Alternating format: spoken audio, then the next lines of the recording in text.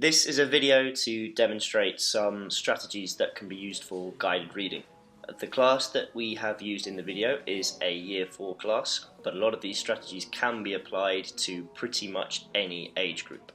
As you can see, the other children in the class are getting on with a task. They are doing a task that links to the national curriculum. They are working collaboratively, but they are encouraged to work quietly with each other. The children are sat in groups with people reading the same books as them, and I am coming round and reading with one group at a time. They were shouting and yelling. Biff and Will hid in a doorway. The man kicked open a door. They went inside one of the houses. I wonder... Make sure that children are reading out loud so that you can hear that they are reading with fluency, and check any errors that they might be making. If you're reading with a group, encourage children to read one at a time to make sure that the others are following along and listening. You can see in the pictures, and it said in the text, that the streets are empty. Why do you think the streets are empty? Because everybody's hiding from him in their houses. Good, okay, so we think everyone might be hiding. Attica, what do you think about the men? Give me some words to describe the men. Maybe they're angry because someone stole something from them and they're hiding. Okay. So they're not. Can you give me a word that tells me that they are angry? With full power, they kick the door open. Good, well done. You don't kick a door open if you're very happy, do you? How do you know they're hiding? Because there was nobody in the streets and from a weird place they just came. Okay, what about the men? How do you think the men are feeling? They're feeling mad or very jealous because Biff and Wolf have the marbles. Do they know Biff and Wolf have the marbles yet? Have they seen Biff and Wolf? But they were holding a bag. Okay, so the men were holding a bag, or Biff and Wolf were holding a bag? Okay, have the men seen Biff and Wolf yet? No. Okay, so later on, do you think these men will be important to the story? No. Maybe. What do you think, Attica? Ask the children open-ended questions while they are reading to encourage them to think about the book. When you've asked a question, ask the children to find evidence from the text.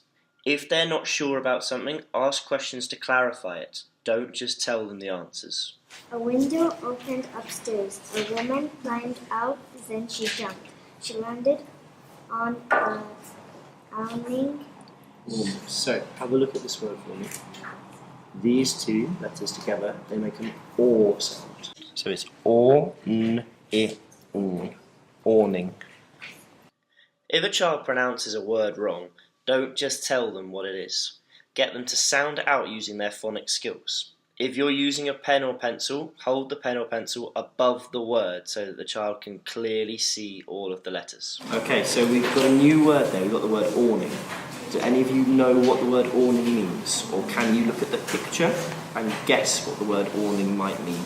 Maybe awning means like shouting and growling at the same time. What makes you think that? Because he's shouting and he's growling. Okay, have a look at the sentence. Good, Kenzie, well done. Good idea, you've had a look. So an awning is like that bit of cloth that goes above some shops. Well done, excellent work.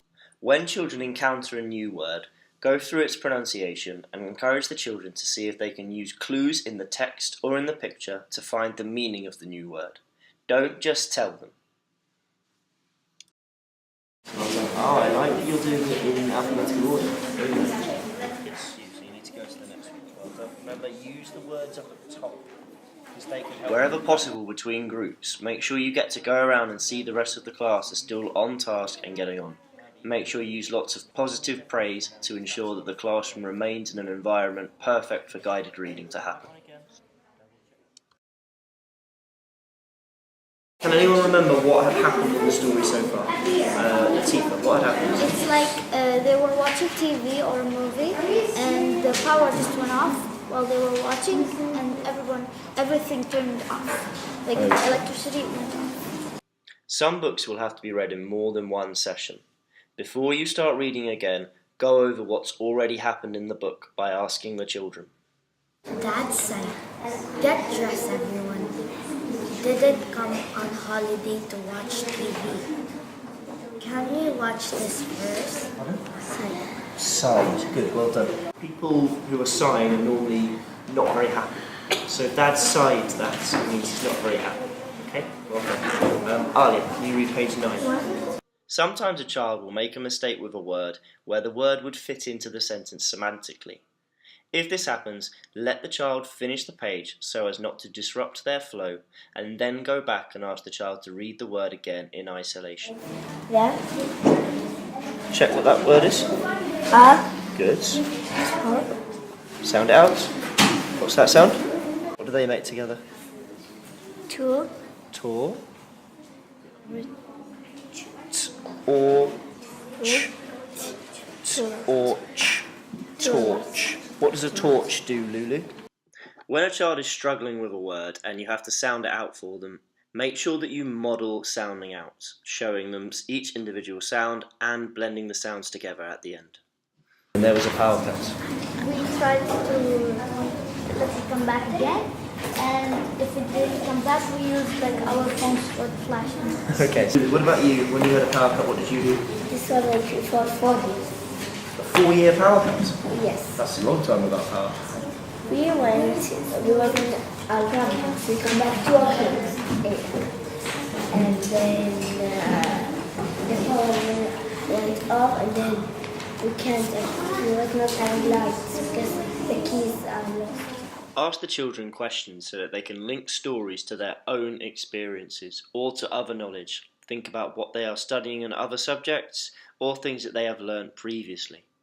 Where possible, ask children to discuss with each other. You do not always have to ask the questions. If you get the chance to, get children to predict what will happen later on in the story as well. What else? Oh, so the doll's house and the candle, they don't need what? They don't. The candle is light. They don't need power, they don't need electricity. So we can use them without the power or without the electricity. So there are some strategies that you can use at home or in the classroom to help with guided reading. Remember, the most important thing is to make sure that the children retain a love of reading. Thanks for watching. Let us know if any of these tips have helped you or if you can share any as well.